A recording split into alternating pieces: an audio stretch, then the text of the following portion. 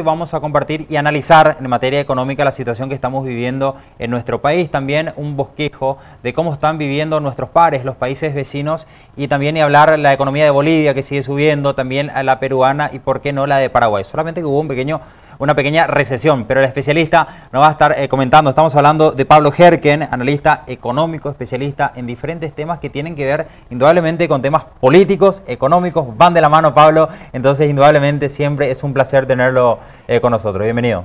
El placer es mutuo, mi estimado Ángel, gracias por la invitación en Canal Pro. Vamos a ver si te puedo responder todas las preguntas, digamos, pero empecemos por algo que me parece básico. Nosotros no estamos en recesión, y excepto Argentina, el resto de los países de Sudamérica tampoco está en recesión. Ahora, todos se están desacelerando, o sea, todas las economías latinoamericanas, pero fundamentalmente las que vos mencionaste como ejemplo, empiezan a desacelerarse. Y ahí la gente se pregunta, pero ¿qué diablos quiere decir desaceleración? Marchar más lentamente, o sea, es como que vos estabas corriendo o trotando a la velocidad del 5% y ahora bajaste a la velocidad del 3,7 y ahora estás caminando rápido al 3,2 y por ahí te dice alguien, mira que después va al 2, pero seguís avanzando. Lo que pasa es que ese avanzar más lento, ese marchar más lento, se siente porque la actividad también marcha más lentamente, las ventas más lentamente, algunas ventas disminuyen, algunos sectores económicos caen, en general, en promedio uno está relativamente bien, pero hay sectores que están críticos en su situación, el gobierno siente también la baja recaudación de impuestos, por diversos factores la gente empieza a sentirse mal, o sea, dice, me sentía mejor en el 2017, y sí, es que ahí la velocidad era del 5, me sentía mejor hasta mayo del año pasado, la velocidad era del 6. Y a partir de ahí, hermano, justo cuando empieza la crisis con Argentina, fundamentalmente, recordemos que en mayo explota, por así decirlo, Argentina, eso contagia al resto, fundamentalmente a nosotros, a Brasil, y ahí empezamos a caminar y a gatear y a tropezarnos, y este primer trimestre es el peor trimestre que hemos tenido probablemente desde el 2012, y la economía nuestra va a estar en su peor momento desde el 2015, así que no queda otra alternativa que, y esto duele decirlo, pero hay que decirlo, ajustarse los cinturones. Me los tengo que ajustar yo, y me dirá, bueno, sí, pero tu nivel de ingreso... No, lo mismo yo también siento, es decir, la compra que pensaba realizar, el viaje que pensaba hacer, el estudio que pensaba continuar, etcétera, etcétera, vamos a congelarlo, entre comillas, y vamos a esperar que la situación esté mejor, porque nadie quiere entrar en un proceso de endeudamiento, etcétera, etcétera. Así que no es caos, no es crisis, no es inestabilidad, no es desequilibrio, es una desaceleración, una marcha muy lenta y que en este primer trimestre se convirtió en caída. O sea, el primer indicador del Banco Central del Paraguay, que tiene el indicador mensual de actividad económica EMAEP, revela que en abril caímos 4,6%, abril contra abril, así se hace la comparación. En el año caímos 2,8% y la economía está marchando al 1,4%. Eso ya te lo dice todo. A la espera de un segundo semestre, roguemos al Señor que sea mejor. Y eso depende de nosotros, pero depende de Argentina y depende de Brasil. Claro, porque eso iba mi consulta, Pablo. ¿Por qué los países que iban a un ritmo bien, normal, incluso acelerado, como marcabas en el caso de Paraguay, también de Bolivia, de Perú, es como que empieza a mermar? ¿Por qué la región está bajando? ¿Es directamente por lo que pasa en Argentina y también lo que pasa un poco en Brasil, o tienen otros factores que motivan esta desaceleración? Cada país tiene sus factores concretos, ¿sí? Pero hay algo general, que es la economía mundial. Si la economía mundial empieza a marchar más lentamente, que esa es la situación actual, y ya el Fondo Monetario Internacional nos adelantó diciendo, cuidado, este momento es delicado, este momento es inestable, este momento es de cuidado, y si va a haber una recuperación va a ser precaria. Así fue contundente. Tajante. Entonces, si la economía mundial está caminando más lentamente por la guerra comercial entre Estados Unidos y China, porque la economía china ya no está creciendo a los ritmos que crecía antes, en este momento tiene una situación bastante crítica, hay otros países que también se empiezan a debilitar, la Unión Europea, Estados Unidos mismo, digamos, eso hace que todos esos factores hagan bajar los precios de exportación de el cobre en el caso de Chile, en el caso nuestro la soja, y ahí empiezan las dificultades. Pero más concretamente en nuestro caso, nosotros estamos muy pegados a Argentina y a Brasil. Yo siempre suelo decir, tienen que recordar que Argentina es 10 veces más grande que Paraguay. Brasil es 35 veces más grande que Paraguay. Ambos son 45 veces más grandes que Paraguay. Entonces, cualquier cosa que suceda en esos países repercute muy fuertemente en nosotros. Argentina entró en crisis el año pasado, cayó 2,6%, cae este año 1,3%. Recuerden que el año pasado el dólar en Argentina subió más del 100%, acá subió 7%. Allá subió más del 100%, Brasil 16-18%. Nosotros esperábamos que a partir de este mes de abril, principios de abril, en Argentina ya se dieran las primeras señales de una recuperación, ¿sí? Porque manejábamos lo que se llama en economía la V corta, o sea, una caída profunda, así vertical, pero también una levantada vertical, ¿sí? Pero apareció la famosa U. O sea, antes de levantarme tengo que acostumbrarme a algo plano, ¿sí? Pero se les complica a los argentinos porque en octubre tienen las elecciones y el miedo, ya aparece el miedo, la incertidumbre, la desconfianza. Si gana Macri tendrá poder para continuar, si gana Cristina Fernández de Kirchner cambiará todo, volveremos al sistema anterior y entonces todo el mundo intenta refugiarse en el dólar, obviamente por precaución. Y Argentina no está mejorando. La decepción es Brasil, porque en diciembre, un poco con la esperanza de un Jair Bolsonaro con buen equipo económico, Paulo Guedes, su superministro de Economía, decíamos, vamos, Brasil va a crecer 2,5% en el 2019 y va a ser el empuje nuestro, etcétera, etcétera. En este momento las consultoras internacionales, los organismos financieros internacionales dicen 1%. Y hay algunos que reservadamente todavía te dicen, yo creo que solamente va a crecer 0,8%. Y ahí cae todo el comercio fronterizo de Paraguay. Cae Ciudad del Este, Pedro Juan, Salto del Guairá, caen nuestras exportaciones. Y si no vendes lo que importaste, dejas de importar. Y entonces cae la recaudación de aduana. Se complica todo ahí. La gente tiene menos ingresos, desempleo, etcétera, etcétera. Ese es uno de los problemas. Pero lo que también estaba como una posibilidad, pero no como un golpe tan fuertísimo, es la caída en la producción de soja. Claro. Eso... Recordemos que al principio se decía y 6% caería, ¿sí? Después y 12%, ¿sí? Cuando el Banco Central estimó un crecimiento del 3,2% para este año, decía, bueno, la soja caería 15%. Cae 23, 24, 25%, lo cual le va a llevar al Banco Central a tener que corregir ese 3,2% de crecimiento y estaríamos creciendo por debajo del 3%. Para mí, si alcanzamos el 2%, aleluya. ¿Sí? Aleluya. Porque ¿podría no veo, estar por debajo, Pablo? Por debajo del 3,2, por debajo del 3, sí. Creo que Dios nos va a permitir un 2%. Creo, ¿sí? Soy muy religioso, por cierto, y también eso a veces se me contagia un poco en el análisis. Trato de evitarlo, digamos, pero al final como que digo, bueno, Señor, no seas tan duro con nosotros. Es decir, danos una ayudita. Y creo que por ahí Argentina puede no caer en la crisis que muchos están esperando después de las elecciones de octubre. Y por ahí puede que en el segundo semestre, si bien va gateando Brasil, el señor Jair Bolsonaro y su ministro de Economía tengan mayor capacidad de hacer cambios en el sistema de reforma del sistema de jubilación y pensiones en el Brasil, que es su gran drama. Un drama en el que nosotros también podemos caer, no en forma inmediata, pero Brasil cometió los mismos errores que nosotros estamos cometiendo, o sea, jubilaciones anticipadas para un sector, pensiones privilegiadas para otro sector, etcétera, etcétera, y al final un agujero enorme que complica toda su actividad económica. Estamos esperando también que el señor Donald Trump tenga la gentileza de no pelearse tan bruscamente con Jinping, digamos, el presidente chino, porque la guerra comercial le está perjudicando también a Estados Unidos. Ahora Trump firmó una ayuda, un subsidio de casi 14.000 millones de dólares a los agricultores. Claro, los de productores Estados están Unidos, esperando. porque también están perdiendo, porque el precio de la soja bajó por debajo de los $300 la tonelada.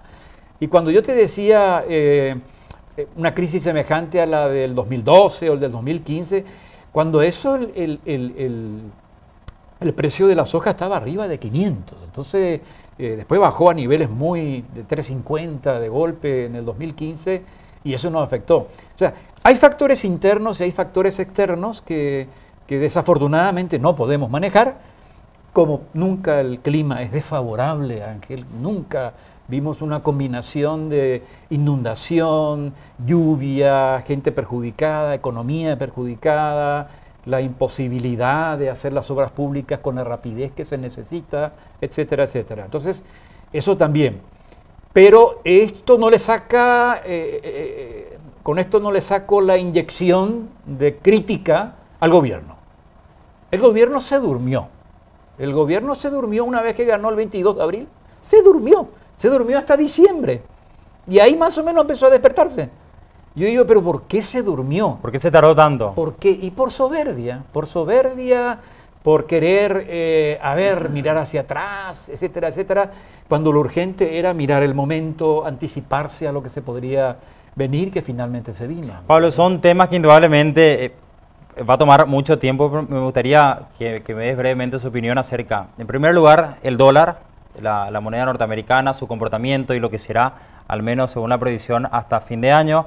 También la reforma tributaria, efectivamente, qué se debe hacer, si es el momento o no, en caso del gasto público. Son cuestiones de repente que la gente conversa, hay muchas personas que con propiedad lo hacen y hay personas que no, que están desesperadas porque no tienen un concepto o al menos una idea acabada de estos puntos que me parecen interesantes. El tema de la reforma tributaria, el dólar, si va a subir o no, si es normal que esto pase, y la postura del BCP también en relación a esto, ¿no? En el caso del dólar es absolutamente normal. En algún momento llegó a 6.400, hablo a nivel de bancos, digamos, y subió un poquitito incluso. Ahora se estabilizó, digamos. ¿Pero por qué?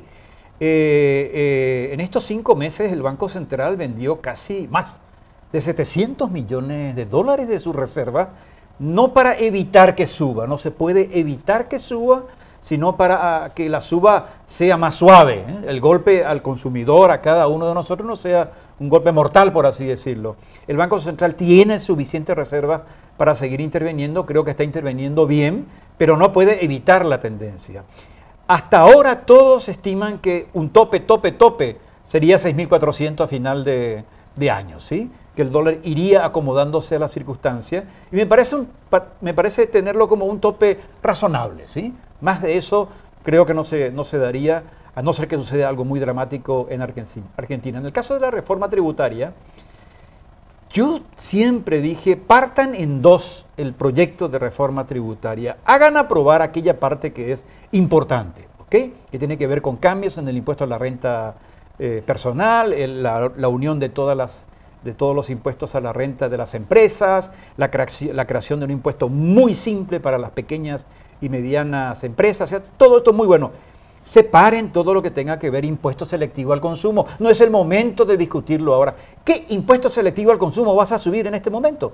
Si lo que vayas a subir le va a perjudicar a Juan Pueblo, y Juan Pueblo, cuando vea que se perjudica, lo que va a decir es, vos me podés conseguir en la frontera, vos me podés conseguir por allá, etcétera, etcétera. Entonces, corten eso, separen un momento, o sea, lo vemos después, ¿ok? Lo discutimos después si subimos bebidas alcohólicas, cigarrillos, cerveza,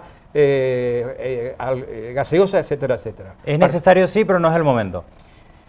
Todo es necesario, pero en este momento no lo es. Aprobame ese paquete que es muy importante en su 60 o 70%, y no te pelees en una circunstancia tan crítica como esta para que alguien diga, ¿qué van a subir los impuestos? Sí, vamos a subir para cerveza, para cigarrillo, para la gaseosa, y vamos a ponerle impuestos a otros productos, etcétera. Y voy a decir, pero ¿cómo en este momento, cuando se hace exactamente lo contrario, se bajan los impuestos? Y uno va a decir, pero los nuestros son bajos. Sí, son bajos y aún así no pagamos. Entonces, cuidado con ese tema. Esa sería mi recomendación realmente en términos de la reforma tributaria en cuestión. Creo que el Banco Central está haciendo el rol que tiene que hacer, con un pero que me parece importante señalarlo. Yo hubiera deseado que el Banco Central bajara más rápidamente su tasa de interés de referencia. Bajó en 0,50 o 5%, por así decirlo, digamos. Tendría que haber bajado mucho más. Sacó una resolución para acelerar el refinanciamiento de la deuda de los sectores productivos afectados. Y Manuel Ferreira lo destaca demasiado bien en una entrevista de estos días, digamos, donde él dice, sí, pero falta mucho más. Falta más porque acá se puede perder el activo del productor. ¿Y cuál es el activo del productor? Su tractor, su camión, su trilladora. Eso se puede perder. O sea, no es solamente refinanciarle para pagar, sino cuidado que puede perder su maquinaria. Entonces, algo más sólido para proteger el patrimonio, o sea, del productor agropecuario, que en definitiva, en base a eso, es que genera riqueza. Pero esto dicho con mucho respeto, porque de repente el Banco Central tiene su visión, es una entidad independiente, pero a veces me da la impresión de que pierde un poco de independencia, no sé por qué, me da la impresión. Se meten en algunos temas donde yo digo, no tendrías por qué meterte, porque ese es un tema que la prensa lo está presentando. Un Banco Central no se guía por lo que la prensa publica, nunca. Se guía por lo que ellos consideran y no tienen por qué explicar cuando toman una decisión determinada o van a tomar una decisión determinada. O sea, hay que cuidarse mucho del juego de poder de los medios de comunicación. Y finalmente, obras públicas, acentuarlas. Pero también estamos llegando, Ángel, a la conclusión dramática de años anteriores. No basta con endeudarnos, ¿ok?, para hacer obras públicas. No basta con proyectos llave en mano, ¿sí? Tiene que haber inversión privada, concesión privada, alianza público-privada. El sector privado nacional e internacional tiene que verse motivado a hacer obras públicas. Este segundo puente que se quiere hacer entre Chacoí y Asunción, digamos, que serían unos 160, 180, 200 millones de dólares aproximadamente, no podemos endeudarnos. ¿Qué es más importante? ¿66 millones o 60 millones de dólares para viviendas? ¿Para el tren de cercanía que sale 400 millones de dólares? O sea, no podemos darnos el lujo de endeudarnos para hacer un puente que finalmente se puede hacer bajo un sistema de concesión. Y lo pueden hacer los mismos que se van a beneficiar directamente con ese puente, que son los inversionistas que están al otro lado del río, en la región occidental. Perfectamente se puede hacer, porque son ellos los que van a verse beneficiados con un mayor lucro cuando ese puente esté realizado. Algunos me dicen, no, hagamos con el proyecto llave en mano, que es como decirle, bueno, la empresa asume el endeudamiento hasta que termine la obra. Sí, pero después me entregás deuda, hermano, yo no quiero más deuda. Quiero endeudarme para aquello que es imposible que el sector privado lo haga. Viviendas sociales, toda la reconstrucción de las escuelas, de los colegios en el interior. Quiero atender eso, toda la reconstrucción de edilicia, de los hospitales, de los centros de salud. Ahí no está la mano del sector privado. No va a venir alguien y te va a decir, yo quiero invertir en eso. No, bueno, pero en todo lo otro, que inviertan los privados, no el sector público en particular. Porque está visto, y la experiencia chilena es clarísima en ese sentido. Ojo, un eje fundamental, la participación privada en las inversiones públicas, porque el Estado tiene otras prioridades en términos de inversión, y los recursos, como siempre se dice en economía, son recursos limitados. O sea, claro, tenemos esto, pero tenemos 20 cosas que queremos hacer. Nunca es suficiente. Nunca es suficiente, aunque vos me digas, hasta para los ricos, no, y no somos ricos, ¿entendés? Y también la gente tiene que entender, y eso a veces me cuesta explicarlo, digamos, que hay situaciones donde subir el precio del gasoil y uno dice, pero ¿por qué subiste? Y hay protesta de transportistas y aquello. Y hermano, yo no manejo el precio internacional del gasoil, no manejo el precio internacional del petróleo, no tengo un solo... no sé, nada de petróleo en mi suelo, no tengo refinerías para traer petróleo crudo y refinarlo, o sea, importo el gasoil. Y desde, increíble, desde principios de enero, digamos, la tendencia del petróleo en términos de su precio fue hacia arriba, Ya la ríe. en un 30 Totalmente. o 40%, y acompañado de eso también el gasoil. No se dio un mayor aumento de precio porque, de acuerdo a lo que yo pude enterarme, todos están preocupados porque si subimos mucho, se compra menos. Porque ya cayó el consumo de gasoil casi 20%. Por eso Petropar tuvo una gran reserva. Compró mucho, es cierto, pero también compró como para vender y no salía. El stock no salía porque la gente consumía mucho menos. Por último, Pablo, el gasto público me parece también determinante y al menos desde todos los ciudadanos, el sector privado hasta el público, incluso algunos, hablan del mejor gasto, de saber administrar estos recursos de una forma que hay que reformar indudablemente y el factor transparencia y control es importante, ¿no? Mira, en este proyecto de reforma tributaria que se presenta, o que se presentó, digamos, claramente Benigno López, el ministro de Hacienda, nos dijo, reiteró en varias oportunidades, toda la mayor recaudación que se vaya a lograr en el futuro, en base a esta reforma tributaria, eso solamente se va a poder dirigir a educación, a salud y a obras públicas. O sea, eso está bien señalizado. Hasta se habló y creo que se está trabajando en eso. Vamos a constituir un fondo, un fideicomiso para reservar eso, para mantenerlo, para tenerlo como reserva, apuntalar, etcétera, pero con esos tres sectores, que me parece bien. Pero eso es para lo que va a venir de más. Mi preocupación es el hoy. Y ahí es donde no cierra la cuestión.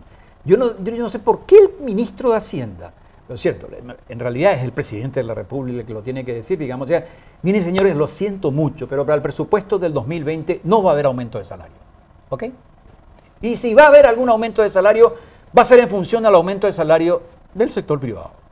Ahora, cuando a principios de junio el Banco Central nos entregue la información de inflación, ahí vamos a estudiar cuál va a ser la modificación del salario mínimo a partir del 1 de julio. Que creo que va a estar por debajo del 4%. Bueno, señores, ese va a ser el tope de todo reajuste salarial en el sector público. Que alguien me diga como una señal así, y te van a decir que no. Te van a decir que no, ya tenemos compromisos, te van a decir. Y bueno, una empresa también tiene su compromiso y lo mismo le dice a sus empleados, lo siento, lo que te había prometido, etcétera, etcétera, en un tiempo más favorable, no te lo puedo cumplir ahora, hermano, acompáñame en este proceso, lo importante es que sigamos trabajando, etcétera. Yo no sé por qué el gobierno, el Estado no puede manejarse con los mismos criterios que se maneja una empresa privada, cumpliendo su rol social. Señores, no podemos aumentar. Perfecto. Pablo, encantado. Me encantaría escucharte más tiempo, pero es televisión, estamos Ya en vivo. sabemos, tranquilo, en otra oportunidad. Le agradecemos muchísimo que haya venido, Gracias Pablo. a ti, gracias a ti, gracias a ustedes. Vamos a estar abordando también más adelante otros temas, seguramente telefónicos. Acá siempre nos gusta que venga en persona, pero vamos a estar hablando con Pablo Gerken de otros temas muy relevantes. Muchas gracias, Me gusta Pablo. mucho venir. Este edificio tiene su calor heroico. Tiene su historia. Sí, así que encantado.